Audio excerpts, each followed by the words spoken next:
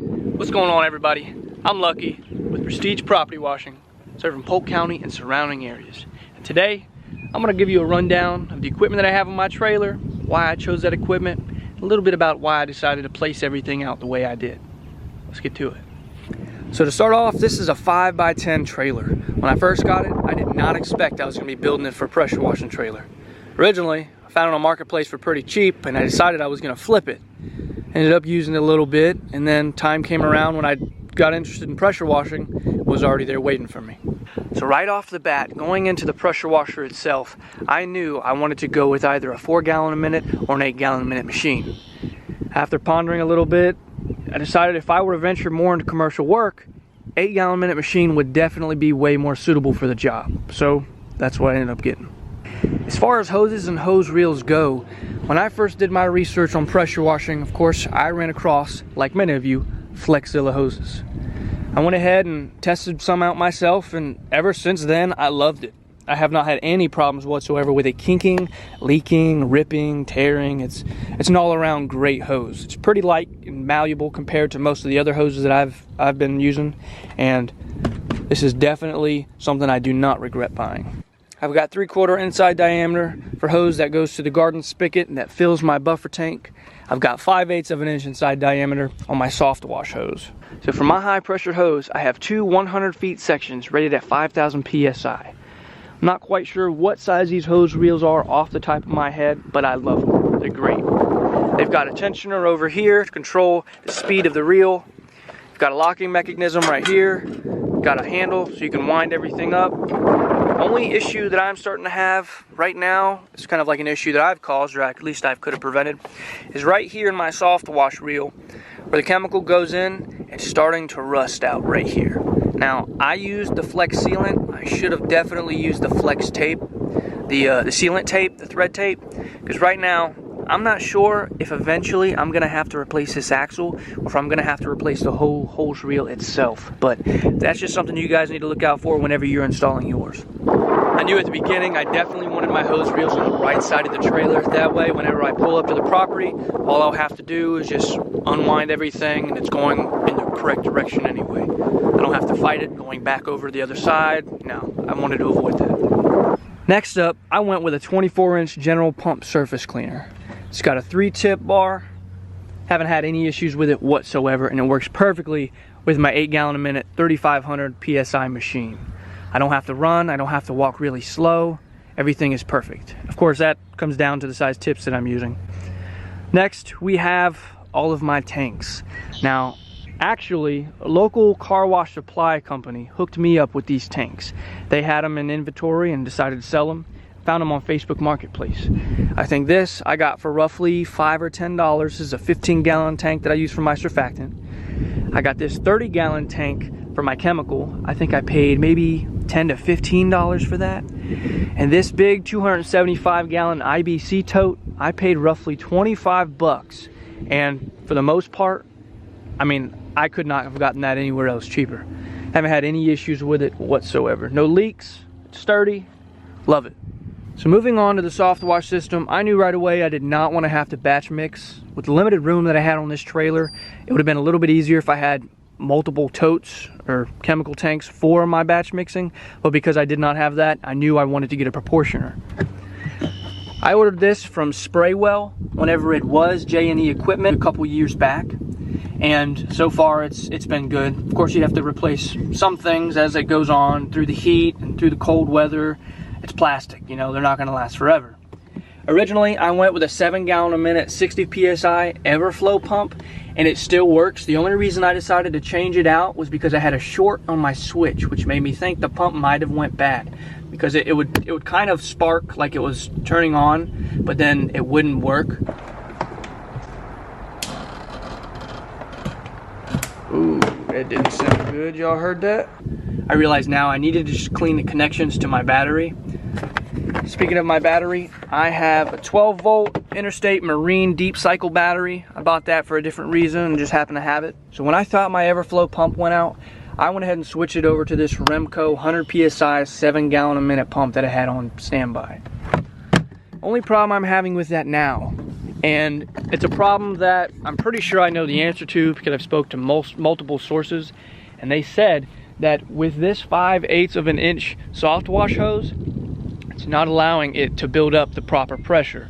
So what's happening is I'll pull the trigger and I'll get a good stream, good pressure for about 4 to 5 seconds, and I'll slowly lose both, which of course if I'm trying to reach high up on a 2-story, 3-story building, I'd rather have a consistent stream. For the most part, it doesn't really matter what size hoses you use going to your tanks, considering the proportioner barbs that the hoses go into are small enough they're going to limit the flow anyway. They recommended using 1/2 inch at least out of the reel. That's going to allow the whole line to build enough pressure to where you're not going to lose the pressure or the flow. It'll operate exactly like it's supposed to. So I'm going to have to do that in the near future. To elaborate a little bit further on how this whole system works, essentially, I pull up to the property, connect this to the hose spigot, water comes in through the hose reel. I've got a 4-way right here, 2 of them lead to nothing, the middle 2. This one right here goes and feeds my surfactant tank, that way I don't have to worry about pouring water or anything like that in there. All I have to do is just turn that valve on. This other valve is what feeds my buffer tank, goes all the way up to a 90 degree, goes down. I have a PVC in here that goes right around halfway, and I have a Hudson float valve installed on that. What that does is it allows the whole water to shut off once the water reaches up to that valve. It triggers it, won't allow any water any more water through. I don't have to worry about it overflowing or having to keep an eye on it. Chem tank here, surfactant tank here. I've got a whole drop stick in here. Everything is PVC. This is one of the reasons why you don't want to stick anything metal inside of the tank. One time I started off and I had a metal paint strainer in there. Yeah, bad idea. Came back probably like 3 days and looked at it. Everything was all rusted inside, and that was a lesson I had to learn the hard way. For this, all I have is just a PVC that I stuck this hose into just to keep it straight from winding up. Everything comes over the side of this tank. You have drop stick for my water, comes down. These all go into that proportioner. Once it enters the proportioner, it's proportioned everything, comes into the pump, out of the pump, and into this bottom hose reel. So I put a little bit of thought into plumbing this trailer, not too much. Got a gator lock, allows me to easily remove or install. Everything that you see is at least 2 inches, as the 8-gallon-a-minute pump requires at least 2 inches. Anything less, it's going to be restricting. Over to the left, I got a ball valve. Allows me to get water if I need to fill a bucket or wash my hands. Moving on, this fills this banjo strainer. This strains everything before it gets into the pump. Goes into the pump, comes out of the unloader into this jumper hose. This hose goes straight up and feeds my pressure washing reel. So starting out, I knew with the type of build that I wanted, I was going to be working with limited space, especially with the 8-gallon-a-minute, placement of the hose reels, tanks that I would need. So I had to think strategically of the placement on everything that I had. 8-gallon-a-minute, I love the placement. The only problem that I foresee I'm going to run into the future is when it comes time to change the belt. I did not think about this. I don't know how easily this shield comes off, but it might be a problem. Everything that I have, hose reels, trailer, everything is bolted down to keep everything secure. So if I were to change anything on this trailer, I wouldn't really change anything on the trailer, really. The layout, I love the layout.